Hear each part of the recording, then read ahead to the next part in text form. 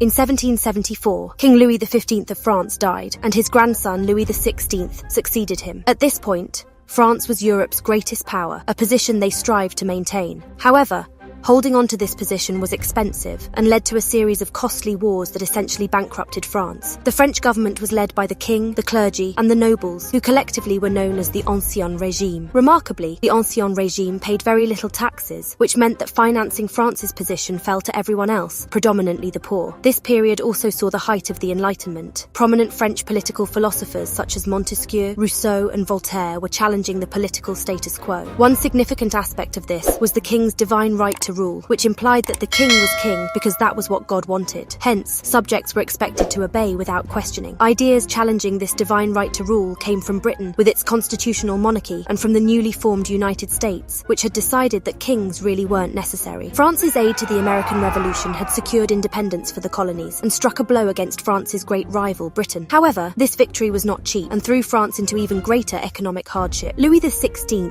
appointed a series of finance ministers to address the country's tax problems, but all failed, primarily because they couldn't get the clergy or the nobility to pay taxes. The peasantry, who were the hardest hit by these tax problems, began to grow restless. A failed harvest led to the price of bread skyrocketing and riots broke out. France was now in a crisis. To find a solution, Louis XVI called for the Assembly of the Estates General, a major legislative assembly, which had not met for over 150 years. It represented the three great estates of France: the First Estate, the clergy; the Second Estate, the nobility; and the Third Estate, everybody else. However, no solution could be found, and in a bid to speed things up, King Louis simply locked the Third Estate out because they were the ones who wanted change. The Third Estate then gathered in a nearby tennis court, where they swore to continue meeting until a new constitution was established. Unsurprisingly, King Louis opposed all of this, but the people were much more supportive, formed the National Guard to protect the Third Estate, now called the National Assembly, against violent retaliation. To do so, they famously stormed the Bastille to free prisoners, but mostly to get guns. The National Assembly, now called the National Constituent Assembly, issued the Declaration of the Rights of Man and Citizen, which established the rights of the French people. What makes this so important is that these rights came from the people, not from the king or God. The bread situation did not improve. As such, more riots broke out. A rumour started that the royal family was hoarding food, and as such, rioters, mostly women, marched on the Palace of Versailles. After a standoff and some violence, the king and his Austrian wife, the disdained Marie Antoinette, agreed to return to Paris, where they'd be closer to the people. The revolutionaries started to punish the clergy and the nobles. The church could no longer levy taxes, and the revolutionaries also introduced a non-religious calendar. Many nobles fled to neighbouring countries and had their lands and wealth confiscated. These revolutionaries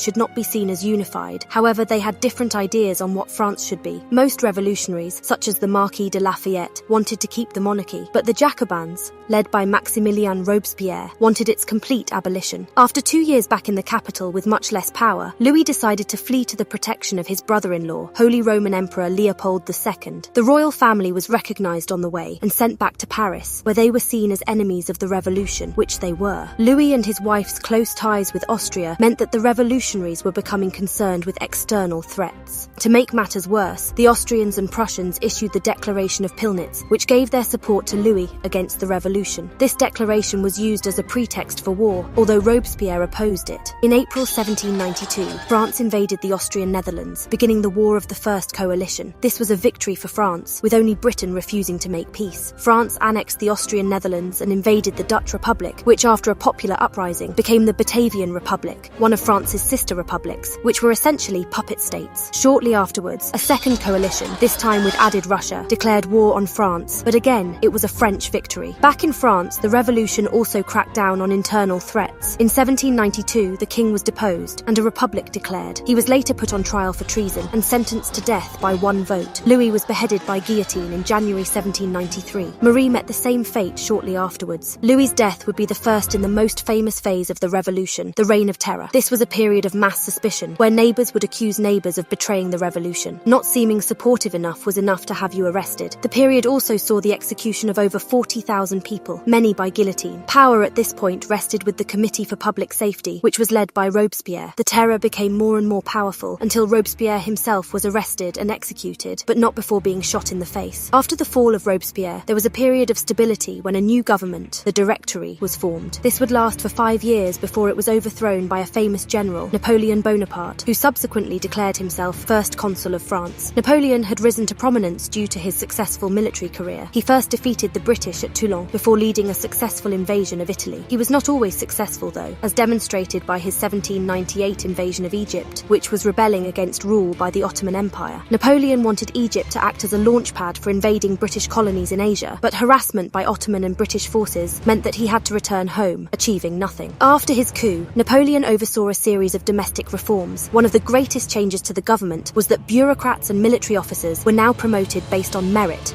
not birth. To ensure the loyalty of those promoted, Napoleon created the National Order of the Legion of Honor, which people were admitted into based upon good service. He also sought to undo some of the harm done to the church by the revolution, by restoring some power to it, but it ultimately answered to him. Some of Napoleon's most important changes were to the military. The French army was composed of conscripts who were gathered, using France's efficient bureaucracy. The French army saw its administration improved, specifically how orders were relayed. The army developed a more effective medical service, able to stem the outbreak of epidemics, as well as a sophisticated supply train, which meant that the soldiers no longer had to live off the land as much. In 1804, Napoleon was declared the Emperor of the French, formally ending the First French Republic and beginning the First French Empire. The next year, he had himself crowned the King of Italy, which would act as a catalyst for another coalition against France. This war, the War of the Third Coalition, was the first of the Napoleonic Wars and one of the most famous. Britain had been an enemy of France for forever, and Napoleon was keen to knock it out of the war. To do so, he amassed a huge army on France's northern coast. But for an invasion to happen, Napoleon had to neutralize Britain's greatest strengths, the Royal Navy. Interestingly, in order to finance the war, Napoleon sold his North American territories to the United States. The United States borrowed some of this money from British banks, which meant that the British were essentially funding a French invasion of themselves. Any hope of invading Britain was ended when the French and their ally, Spain's combined fleet, was destroyed at the 1805 Battle of Trafalgar. Napoleon fared significantly better on land against the continental powers. The army waiting to invade Britain marched into the Holy Roman Empire, and after some clever maneuvering, managed to secure the surrender of an Austrian army with very little bloodshed before capturing Vienna. The remnants of the Austrian army joined up with the Russians under Emperor Alexander. Napoleon gave the impression that his army was in shambles, which made the Allies confident enough to meet him at the Battle of Austerlitz. Here, Napoleon won one of his greatest victories, securing an Austrian surrender. This victory also saw the end of the Holy Roman Empire, which was dissolved shortly afterwards, becoming the Confederation of the Rhine, another French puppet state. French dominance would upset the Prussians, who would shortly afterwards begin the War of the Fourth Coalition. Bad idea. French victory here saw the creation of a semi-independent Polish state called the Duchy of Warsaw, which was carved from Prussian territory. At this point, Napoleon had a firm grip over most of Europe, and he demanded that all those under his influence join the continental system, which was essentially a trade embargo aimed at bankrupting Britain. Portugal, Britain's closest ally, was reluctant to join, and the French, with their Spanish allies, invaded in 1807, forcing the Portuguese royal family to flee to Brazil. Spain was undergoing its own problems, and sensing weakness, Napoleon invaded Spain itself and installed his brother Joseph on the throne. The British then landed in Portugal, where both nations teamed up with the Spanish rebels against the French, beginning the Peninsular War, which would last for 6 years. Simultaneously, the Austrians, undeterred by France never losing, began the War of the Fifth Coalition, which France, shockingly, won, giving them this territory. 3 years later, Russia was getting sick of being told what to do, and so started trading with Britain again. Napoleon's support for the neighbouring Duchy of Warsaw also made Tsar Alexander nervous of a possible French invasion. This fear was well-founded, since in 1812, the French invaded Russia with a huge army numbering over 500,000. Napoleon won many costly victories and occupied Moscow. The Russians, however, had destroyed everything of value as they retreated, and when winter came around, Napoleon's army froze and starved, forcing him to retreat. Napoleon's failure in Russia led to the major powers of Europe, plus the now independent United Netherlands, forming a sixth coalition against the French. This time, the coalition managed to defeat Napoleon and occupied Paris. The Peninsular War also ended with an Allied victory. Spain became an independent nation again. Napoleon then abdicated and was subsequently exiled to the island of Elba. Shortly afterwards, Louis XVI's brother, also called Louis, because why rock the boat at this point, was crowned Louis XVIII. But unlike the previous monarchy, this one was bound by a constitution. Strangely, Napoleon was not happy with his exile and managed to escape from Elba and return to France. Louis XVIII bravely ran away to Britain, and Napoleon resumed his position as emperor. The countries that had just defeated the French were none too happy about this, and so formed the Seventh Coalition. The coalition was victorious, and Napoleon suffered his most famous defeat here by a joint Prussian-British army at Waterloo, and shortly afterwards was exiled to St Helena off the coast of Africa, where he remained until his death in 1821. Afterwards, the main powers of Europe established the Act of Vienna, which removed France's Charles' conquests and tried to establish a balance of power in Europe. The idea was to prevent a single nation from becoming too powerful and to prevent future wars, which went swimmingly. The legacy of the French Revolution was a fundamentally different France. Its republican ideals would never go away. It made Napoleon's rise to power and the subsequent wars possible, which saw France rise to its highest heights. But his downfall would leave Britain almost unchallenged for the next 100 years. I hope you enjoyed this video and thank you for watching.